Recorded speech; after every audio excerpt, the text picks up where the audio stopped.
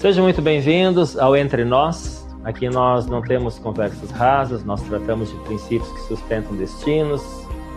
Se essa mensagem edificar você, já se inscreva no canal, compartilhe com quem precisa ouvir essa mensagem. Me siga nas redes sociais, no Instagram, @VanderleiDalvito, porque quando a verdade é liberada, ela precisa alcançar mais pessoas. Shalom, shalom.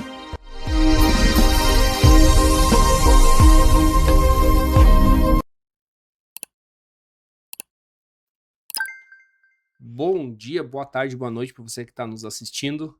Vamos hoje, profeta, para o nosso segundo episódio da série sobre o Pai Nosso.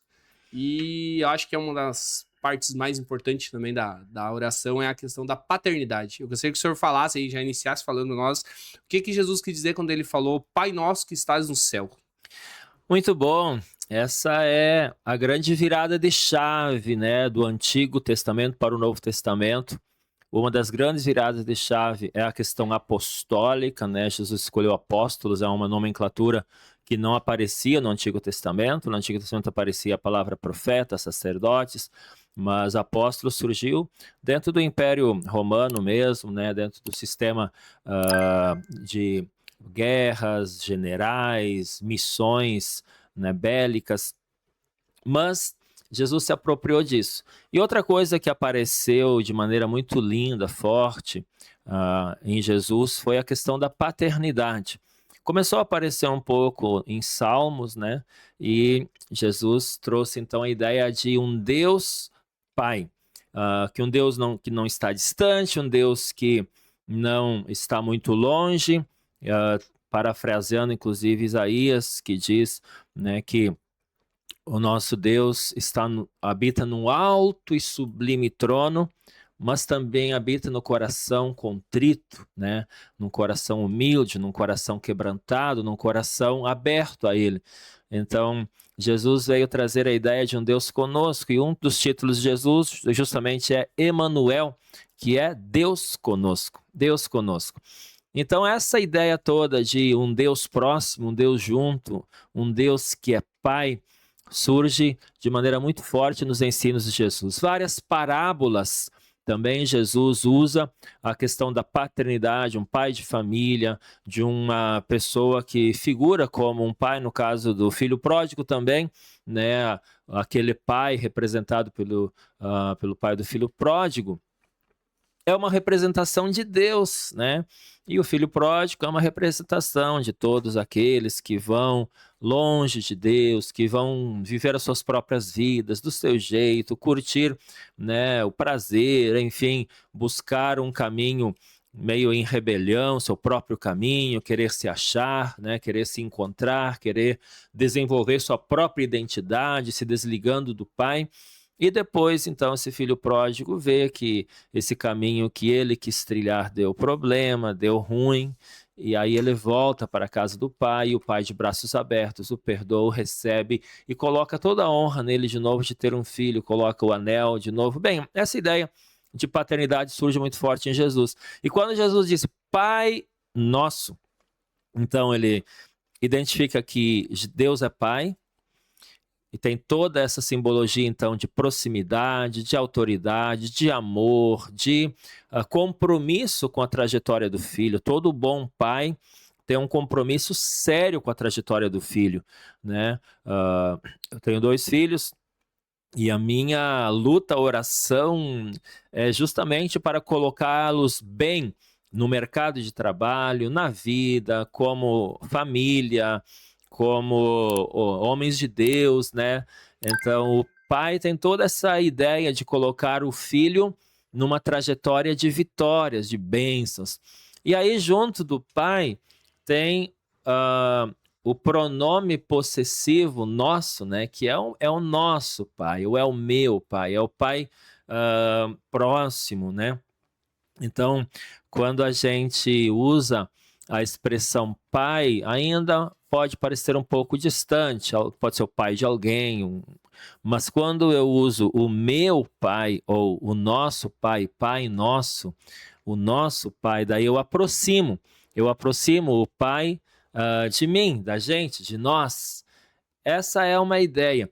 relacionar com Deus, orar, né, tem a ver com essa proximidade, com essa paternidade de Deus em nossas vidas.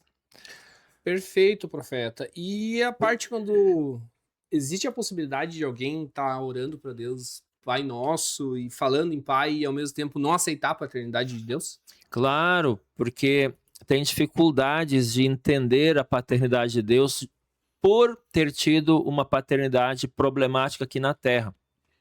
Então, muitas pessoas, muitas mesmo, têm sérios problemas com a figura paterna. Basta entender aí que o IBGE constata que praticamente a metade das famílias, a metade das casas, a metade das famílias não tem um pai em casa. Isto é, a mulher é mãe solo, separou, né? De alguma maneira, o pai não está lá, ou então o pai está tendo uma paternidade fracionada, problemática. Então, toda vez que há uma separação, querendo ou não, o filho vai sentir muito isso, vai sentir muito a separação. Ainda que o pai tente fazer esse seu papel, mas ele vai pegar o filho uma vez por semana, né? Isso não é suficiente para o filho. O filho vai chegar na adolescência, juventude, na fase adulta, com problemas com paternidade, ainda que o pai tenha tentado fazer.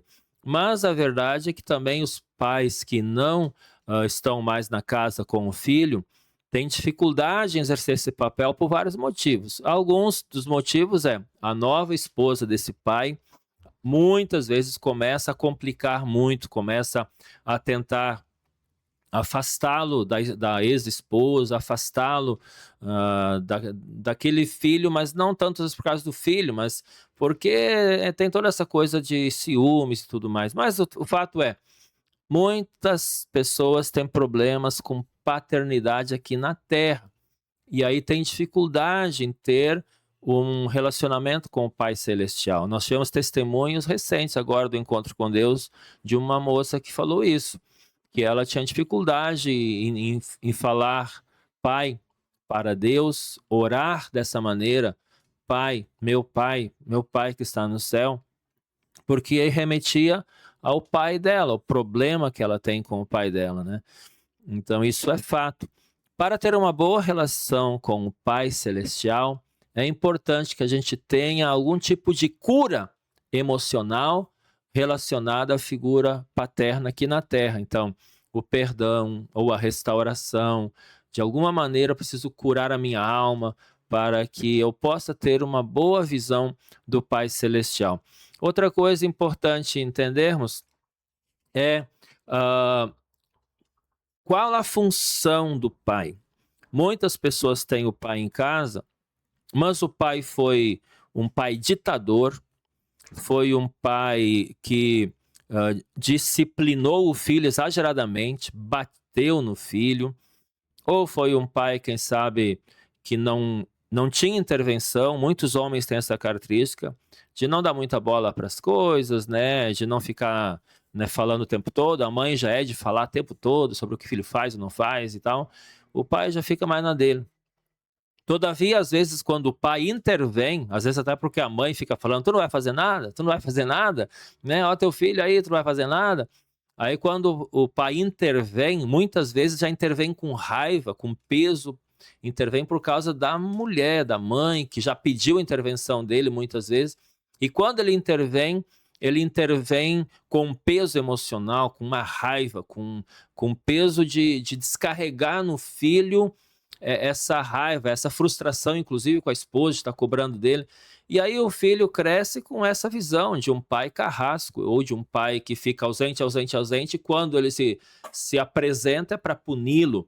Então, é de fato complicado quando nós projetamos para Deus a figura de pai problemática que nós tivemos. Agora, se eu tive uma boa figura de pai, aí fica fácil de eu chamar Deus de pai. E essa questão, como o senhor falou, dessa frustração passar e tudo, e qual que é a mudança que acontece realmente na pessoa a partir do momento que ela aceita a paternidade de Deus, e que mudanças acontecem na vida dela de um todo, tanto emocional quanto a própria vida dela trabalhando com as pessoas. Sem aceitar essa paternidade de Deus é como um relacionamento na família com bloqueios. Você não se entrega por inteiro, você tem um pai ou um filho e há uma espécie de divisória emocional, psicológica, o relacionamento é mais distante, só fala o básico, né? Não tem carinho, não tem abraço, não tem beijo, né? Não tem muita aquela expressão de preocupação, como está, né? Então, assim é com Deus muitas vezes. Muitas pessoas têm um relacionamento com Deus religioso, né? Um relacionamento muito religioso, de forma religiosa, e que é parecido com esse pai que está ali, mas é meio distante, né? Só cumpre as regras da casa para agradar o pai, para não ter maiores problemas, né? Cumpre as regras religiosas, né? Procura cumprir as regras religiosas da igreja, mas falta intimidade. Esta é a palavra, Anderson, intimidade.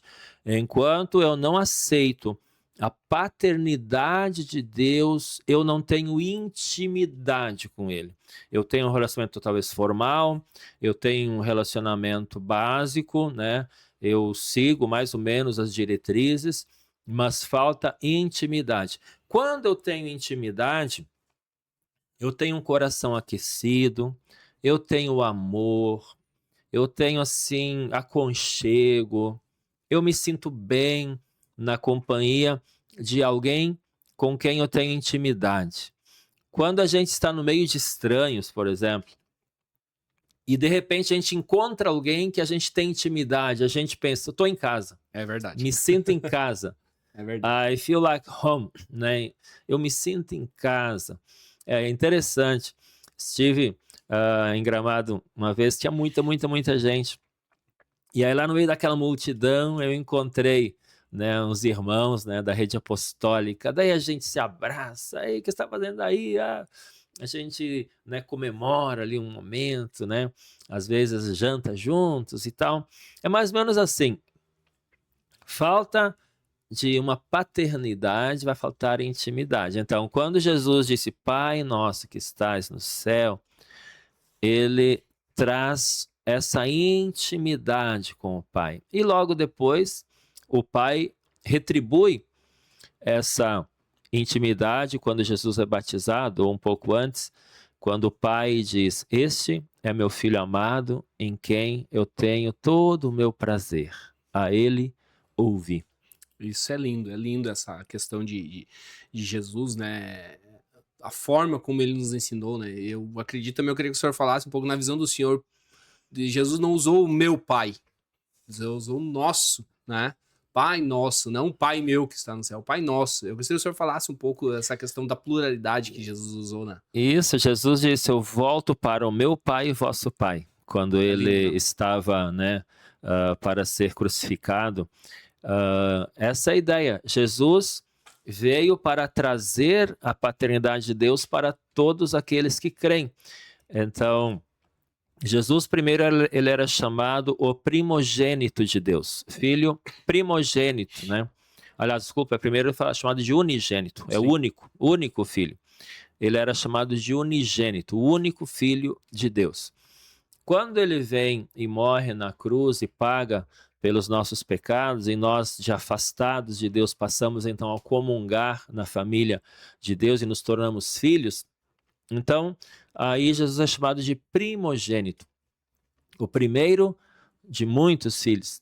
Então justamente isso Jesus vai fazer. Ele veio como um filho unigênito do Pai, em momentos em que na terra se tratava em relação a Deus como um pouco mais distante, através de rituais, né, entre os judeus, ritualismo, sacrifício de animais, se tratava com Deus por meio de festas, por meio de celebrações, de ritualismos. Jesus, ele vem para nos trazer relacionamento com Deus. Então Jesus se tornou o novo e vivo caminho para Deus. Através dele temos acesso ao Santo dos Santos, temos acesso à presença do Pai, temos acesso ao trono da graça. Então nós temos acesso ao abraço do Pai, ao carinho do Pai, ao amor do Pai. É fantástica a obra de Jesus na cruz, todo o plano de Deus e a execução desse plano de Deus através da obra da cruz. Então, Pai nosso que estás no céu. Jesus veio e compartilhou o seu Pai conosco. Agora ele é o primeiro de muitos irmãos. E, profeta, a igreja em célula, o discipulado, como eles ajudam a pessoa a viver esse nós na prática? É a melhor maneira de se viver essa paternidade, é através de uma igreja em pequenos grupos. É uma igreja em pequenos grupos, grupos funcionais. Então, quando uma igreja tem milhares de pessoas e basicamente o ser igreja é alguém se deslocar até o prédio da igreja, onde acontece um programa, um culto, uma celebração, uma palestra. As pessoas ouvem a palestra, depois voltam para casa. E a maneira de ser igreja é de novo voltar para uma nova palestra no outro dia, no outro domingo. E aí volta para casa. Ano após ano, as pessoas fazendo isso. Isso não gera filiação, isso não gera uma intimidade, né? Cada igreja tenta ter ali sua estratégia para trazer Deus mais próximo à vida das pessoas. Mas a igreja em células, a igreja em grupos pequenos, a igreja em pequenos grupos, a igreja que vive um discipulado, essas igrejas, né, elas realmente conseguem trazer uma ideia de paternidade de Deus mais próxima de cada pessoa.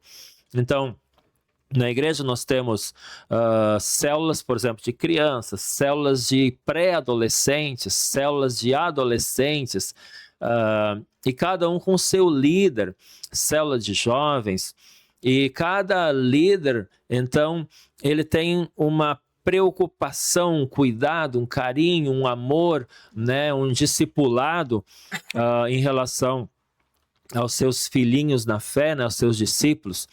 Então nós temos uma comparação das células como Paulo tinha em relação a Timóteo. Paulo dizia em relação a Timóteo, meu verdadeiro filho na fé.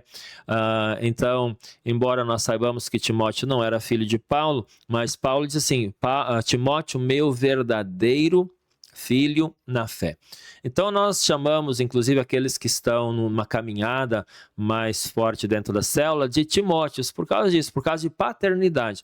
Então vai ter críticas aí na internet dizendo que não se pode usar essas expressões porque o pastor que usa essa coisa de paternidade está querendo se apropriar das pessoas da igreja. Isso é tudo bobagem, é falácia, é gente que não entendeu o que é paternidade, é gente que acha que os pastores que usam essa questão de paternidade é em função do próprio pastor, que o pastor quer ter, né, um poder, uma autoridade, quer se fazer, quer se assenhorar, né, das pessoas. Isso é uma bobagem, a não ser que o pastor for narcisista, problemático emocionalmente, for um pastor que é carente, que precisa de gente bajulando ele, né? Mas em se tratando de homens de Deus, homens com caráter, homens curados, homens restaurados, eles vão estabelecer uma paternidade dentro da igreja, trazendo a paternidade de Deus para mais perto das pessoas. Então eu vivi a paternidade de Deus estando próximo, muito próximo do apóstolo Ricardo. Então a orientação do apóstolo Ricardo na minha vida, o investimento dele na minha vida, o investimento inclusive financeiro dele para que eu fizesse teologia lá quando eu era jovem, era Deus cuidando de mim. O apóstolo Ricardo, inclusive, me pagou o casamento, todo o casamento, lua de mel. Ele me deu uma lua de mel em Porto Seguro, na Bahia, com tudo pago, né? Isso foi um cuidado de um pai na minha vida, né? Foi o cuidado estendido da paternidade de Deus até em mim. Então, Deus Pai cuidou de mim como um pai através do apóstolo Ricardo, e Deus Pai tem cuidado de muitos dos meus filhos estendendo a paternidade através de mim. Então, a paternidade de Deus, ela não acontece só direto, né? A pessoa não está indo à igreja nenhuma e está tudo certo, e Deus é pai, e aí vai ver a paternidade de Deus. A paternidade de Deus, ela funciona muito melhor quando ela é estendida através de autoridades, de pais aqui na terra, de pastores, de líderes, de apóstolos, né, de líderes de célula e assim por diante. Então, a paternidade de Deus é algo fantástico para nós crescermos, para sermos cuidados e também cuidar de outros. E o que é lindo também, que eu vejo, minha opinião, no sentido de ter essa paternidade de Deus, que Jesus nos mostra que por mais que Deus, na continuação, né, Jesus fala, Pai nosso que estás no céu, por mais que Deus, né, a grandiosidade de Deus, ao mesmo tempo ele estava junto de nós. E como o senhor falou, que é lindo isso nesse sentido de Deus usar as pessoas para que tenha essa questão da paternidade, né? E eu queria que o senhor falasse um pouco essa questão de como vivenciar no dia a dia essa grandiosidade de Deus e a gente conseguir entender de que, ao mesmo tempo que Deus é grande e soberano, né? Como Jesus, né, deixa claro, mas ter essa intimidade com Deus todos os dias. Deus habita no alto e sublime trono, mas também habita no coração humilde e contrito, né? Isso é lindo. Essa é uma base bíblica para entendermos a grandeza de Deus. Então, nós entendemos que o Senhor nos chamou para sermos uma grande família, para sermos uma grande família. E o projeto de Deus é que sejamos uma grande família, à semelhança do irmão mais velho, que é Jesus, né? Semelhantes a Jesus. Uma grande família, semelhantes ao primogênito, semelhantes a Jesus. Jesus é o modelo e nós devemos buscar nos aproximar desse modelo. Então, lá em Efésios 4:11 em diante, quando fala dos 5 ministérios, diz que os ministérios, né, a paternidade nos 5 ministérios, a paternidade do apóstolo, profeta, evangelista, pastor e mestre, o ensino deles, o alinhamento deles, vai servir para que todos cheguemos à unidade da fé, ao pleno conhecimento de Deus, à perfeita varonilidade, à medida da estatura de Cristo. Então, o grande modelo é Cristo. Nós devemos chegar à varonilidade, nós devemos nos aproximar, nós devemos ser aparentes, né? Termos aparência com o nosso irmão mais velho, Jesus Cristo. A paternidade vai nos levar a sermos semelhantes a Jesus.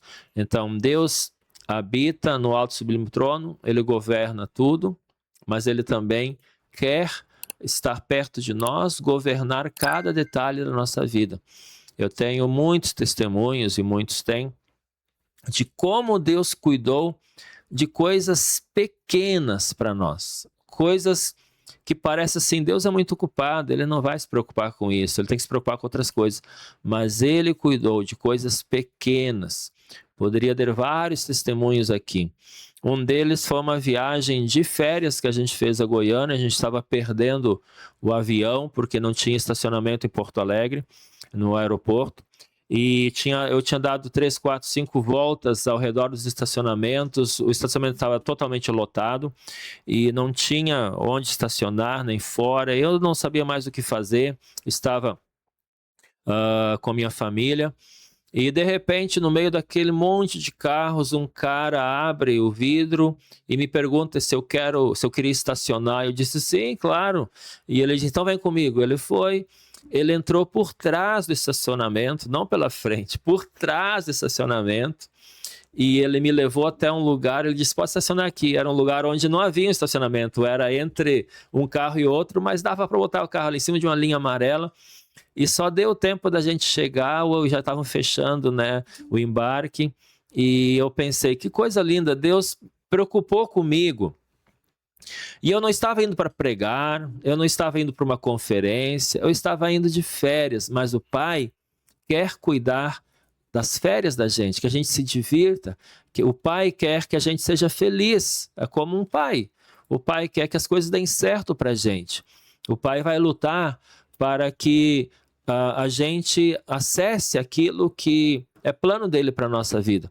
Então, essa proximidade de um pai, de Deus Pai, ele vai cuidar até mesmo que você seja feliz, que você se divirta, que você consiga tirar umas férias, que você não perca um voo, uma oportunidade. E ele não está só preocupado com as coisas dele, com números. Não é assim, se você fosse para pregar, Deus daria um jeito de você chegar lá. Mas como você vai de férias, então tudo bem se você perder o voo. O nosso Pai não é assim. O nosso Pai cuida de nós nos mínimos detalhes. Lindo, lindo, lindo. E o santificado seja o teu nome, né? Jesus, antes de pedir pão, perdão, livramento, Jesus nos ensina que ensina a desejar, né, que o nome do Pai seja santificado.